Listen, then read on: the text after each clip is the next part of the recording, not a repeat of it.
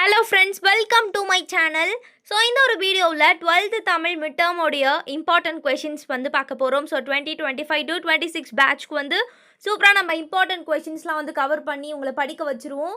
So வாங்க, கண்டிப்பாக நீங்கள் இதை மட்டும் படித்தா போதும், 100% நீங்கள் வந்து தேர்ச்சி பெற்றலாம். அதுக்கு முன்னாடி இந்த ஒரு வீடியோவை வந்து நீங்கள் பார்த்து முடிச்சுட்டு லைக் பண்ணிவிட்டு நம்மளுடைய 12th புள்ளிங்கோ சேனலை மறக்காமல் சப்ஸ்கிரைப் பண்ணிக்கோங்க. ஸோ மிட்டம் மட்டும் கிடையாது, குவார்ட்டர்லி, ஆஃபர்லி, பப்ளிக் வரைக்கும் நீங்கள் என்னென்னலாம் படிக்கணும், எதெல்லாம் படித்தா மார்க் வாங்குவீங்கன்றதை பார்த்துடலாம். ஸோ வாங்க வீடியோக்குள்ளே போகலாம். ஸோ 2 யூனிட் மட்டும்தான், ஏன்னா வந்து சிலபஸில் குறைச்சிட்டு இருக்காங்க, அதனால் 2 யூனிட் நீங்கள் படித்தா போதும். ஸோ ஃபஸ்ட்டு வந்து நம்ம குருவினாவை பார்த்துடலாமா?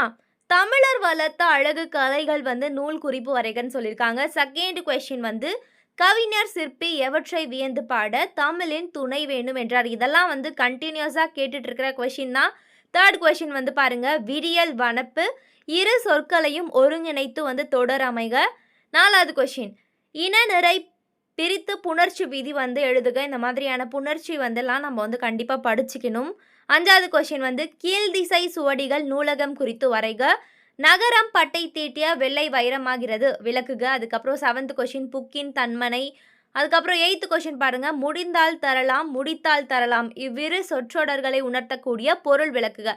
ஸோ கண்டிப்பாக இந்த 2 மார்க்ஸ் மட்டும் நம்ம கவர் பண்ணிட்டா போதும், நல்ல ஸ்கோர் பண்ணிடலாம். ஸோ 2 மார்க்கில் இதிலிருந்து தான் உங்களுக்கு கண்டிப்பாக கேட்க போகிறாங்க. ஸோ சிறுவினாவை பார்த்துடலாமா? சரி வாங்க சிறுவினா பார்க்கலாம். ஃபர்ஸ்ட் வந்து பார்த்துக்கோங்க, மயிலை சீனி வேங்கடசாமியின் வரலாறு குறித்து குறிப்பு வரைக. ஸோ கண்டிப்பாக நம்ம வந்து சூப்பராக எழுதிடலான்னு நினைக்கிறேன். அடுத்த கொஷின், செம்பருத்தி மலைமேட்டில் தலையை சாய்ப்பான் செந்நிறத்து பூக்காமன் வானமெல்லாம் தொடர் வெளிப்படுத்தக்கூடிய காட்சி நயத்தை விளக்க சொல்லியிருக்காங்க. ஸோ நம்ம வந்து சூப்பராக எழுதிடலாம்.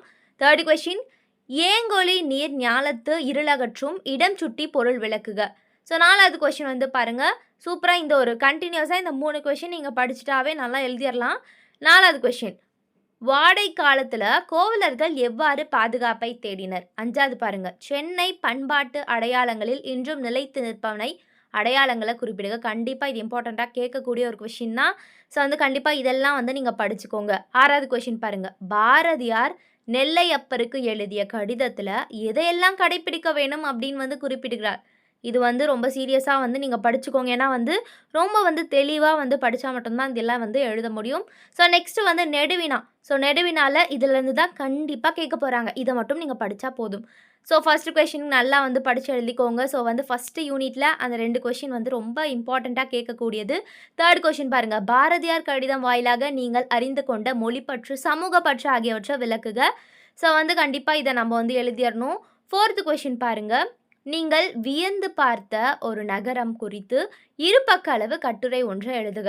ஸோ வந்து நம்ம எதனாலும் எழுதலாம், நம்மளுடைய ஓன் ஸ்டோரி எழுதலாம், அப்படி இல்லைனா வந்து கைடில் எங்கன்னா ரெஃபர் பண்ணி நீங்கள் படிச்சுக்கலாம். உங்களுக்கு ஏதாவது வந்து நோட்ஸ் வேணும், மெட்டீரியல்ஸ் வேணும் அப்படின்னு சொன்னால் கமெண்ட் பண்ணுங்கள், இல்லைனா வந்து 12th புள்ளிங்கோ சேனலில் வந்து பார்த்திங்கன்னா நம்ம வந்து போஸ்ட் பண்ணிடலாம். ஸோ வந்து உரிமை தாகம் கதையின் சகோதரர்கள் இருவரும் வந்து ஒன்றிணையாமல் இருந்ததுனால அந்த கதையை வந்து சுருக்கி எழுத சொல்லியிருக்காங்க. ஸோ இது கண்டிப்பாக துணை பாடத்தில் வந்தே ஆகும். ஸோ ஸ்கிப் பண்ணாமல் படித்து முடிச்சிருங்க. நெடுவினால இவ்வளோ தாங்க. ஸோ வந்து ஒரு 6 கொஷினாக, சரி 6 கொஷின் தான் கொடுத்துருக்கேன். இந்த 6 நீங்கள் படித்தாலே போதும், கண்டிப்பாக வந்து 3 அட்டென்ட் பண்ணுற மாதிரி வரும். ஸோ சூப்பராக நீங்கள் வந்து எழுதிடலாம். கண்டிப்பாக நீங்கள் இந்த ஒரு கொஷின்ஸ் எல்லாம் படித்தாலே வந்து ஒரு 80 அபவ் கண்டிப்பாக வந்து வாங்கிடலான்னு சொல்ல வரேன். ஸோ வந்து இம்பார்ட்டன்ட் கொஷின்ஸ் தான், இதெல்லாம் தான் கேட்க போகிறாங்க. ஏன்னா 2 யூனிட் தான், மேபி வந்து உங்களுக்கு எக்ஸ்ட்ரா இருந்துச்சு அப்படின்னா கண்டிப்பாக நான் வந்து உங்களுக்கு வந்து சொல்லிவிடுவேன். ஆனால் இந்த ஒரு 2 யூனிட் மட்டும் நீங்கள் படித்தா போதும். ஸோ வந்து தொடர்ந்து படிங்க. இந்த மாதிரி நிறைய வீடியோஸ் வேணும்னா என்ன பண்ணுங்கள், சப்ஸ்கிரைப் பண்ணிக்கோங்க. என்னென்ன மாதிரியான வீடியோஸ் வேணும், எந்த சப்ஜெக்டில் உங்களுக்கு வந்து வேணும் அப்படின்னு சொல்லிட்டு காமெண்ட் பண்ணுங்கள். கண்டிப்பாக நான் வந்து போடுறேன். இது வரைக்கும் யாரெல்லாம் 12th புள்ளிங்கோ டெலிகிராம் குரூப்பில் வந்து ஜாயின் பண்ணலையோ, கீழே வந்து டிஸ்கிரிப்ஷன் லிங்க் இருக்கும், கண்டிப்பாக நீங்கள் ஜாயின் பண்ணிக்கோங்க. ஸோ நல்லா படிங்க, நல்லா வந்து மார்க் வாங்குங்க. All the best friends. Thank you.